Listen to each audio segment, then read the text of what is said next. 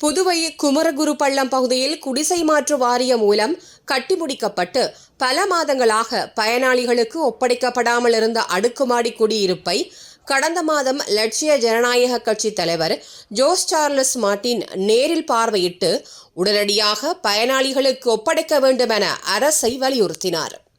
இந்நிலையில் தலைவர் Jose Charles மார்ட்டினின் வலியுறுத்தலை தொடர்ந்து அரசு பயனாளிகளுக்கு வீடுகளை ஒப்படைத்துள்ள நிலையில் அடுக்குமாடி குடியிருப்பை லட்சிய ஜனநாயக கட்சி தலைவர் ஜோஸ் சார்லஸ் மார்ட்டின் இன்று மீண்டும் நேரில் சென்று பார்வையிட்டு அடுக்குமாடி குடியிருப்பின் தற்போதைய நிலை குறித்து அறிந்து கொண்டார். இதன்போது குறித்த அடுக்குமாடி குடியிருப்பில் மின்சாரமின்றியும் லிப்ட் பயன்பாட்டுக்கு வராமலும் அவசரகதியில் ஒப்படைக்கப்பட்டுள்ளது தெரியவந்துள்ளது.